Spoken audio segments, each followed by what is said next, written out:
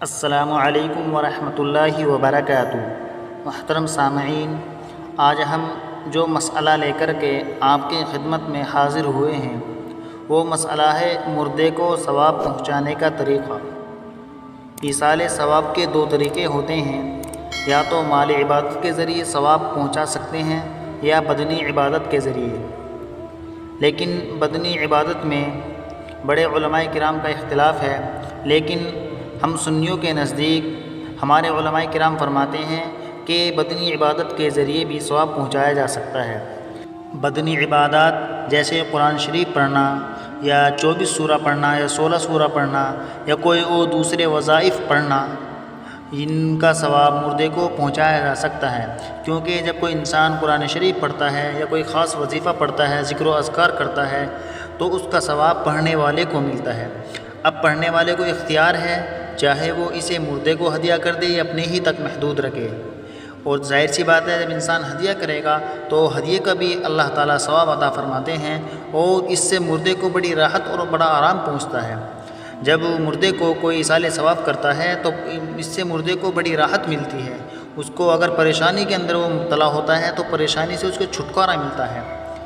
تو قرآن شریف بخشنے کا کوئی لمبا چوڑا طریقہ نہیں ہے، جیسے عام طور پر لوگ سوچتے ہیں اور مشکلات میں پڑتے ہیں کہ نہیں ہم پہ تو بخشنا نہیں آتا، فلاں عالم آئیں گے یا فلاں مولانا آئیں گے یا فلاں عالمہ آئیں گی، وہ آ کر کے اس کو بخشیں گی۔ ایسا کچھ نہیں ہے، آپ بھی بخش سکتے ہیں۔ بخشنے کا کوئی خاص عمل شریعت کے اندر نہیں ہے، بلکہ آپ صرف دل میں نیت کریں، بلکہ نیت تو تب ہی ہو جاتی ہے جب انسان پڑھتا ہے کہ میں فلاں کے لیے پڑھ رہا ہوں، تو اللہ تعالیٰ نیتوں کے اوپر فیصلے فرماتے ہیں، کیونکہ حدیث شریف کے اندر آتا ہے انما الاعمال بالنیات، اعمال کا دار و مدار نیتوں پر ہے، جیسے انسان نیت کرے گا ایسے ہی اس کو ثواب ملے گا۔ اور دوسرا طریقہ ہے مالی عبادت کے ذریعے ایصال ثواب کرنا۔ مثلاً آپ نے کسی بیوہ کی مدد کر دی یا کسی یتیم کی یا کسی فقیر کی آپ نے مال کے ذریعے سے امداد کر دی یا ان کا تعاون کر دیا، تو اور آپ نے نیت یہ کر لی کہ اس کا ثواب اللہ تعالیٰ ہمارے فلاں مرحوم کو پہنچائے، تو اس کا ثواب فلاں مردے کو اللہ تعالیٰ اس کی نیت کے مطابق پہنچا دیتے ہیں، اور اس سے مردے کو بڑی راحت ملتی ہے، اسے چین سکون نصیب ہوتا ہے۔ اگر وہ عذاب قبر کے اندر مبتلا ہوتا ہے تو اس سے بڑا سکون ملتا ہے، لیکن اگر وہ عذاب قبر میں مبتلا نہیں ہوتا تب بھی وہ خوش ہوتا ہے۔ بہرحال خلاصہ کلام یہ ہے کہ ایصال ثواب کا کوئی خاص طریقہ شریعت میں متعین نہیں ہے، آپ جو بھی پڑھیں اور جس نیت سے پڑھیں اسی نیت کے مطابق آپ کو اور مردے کو ثواب پہنچے گا۔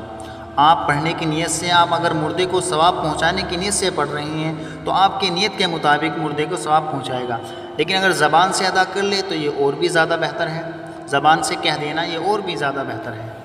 بہرحال اللہ تعالی ہم سبھی کے مرحومین کی مغفرت فرمائے، اور اللہ تعالی ہم زندوں کی بھی بخشش فرمائے، اور ایمان پر ہم سبھی کا خاتمہ بالخیر فرمائے۔ صدقہ جاریہ کی نیت سے اس کلپ کو آگے بھی شیئر کریں، اور مزید ہماری حوصلہ افزائی کے لیے اس ویڈیو کو لائک ضرور کریں، اور مزید ایسے اسلامک معلومات کے لیے ہمارے یوٹیوب چینل اسلامک معلومات کو سبسکرائب ضرور کریں۔ شکریہ۔ السلام علیکم ورحمۃ اللہ وبرکاتہ۔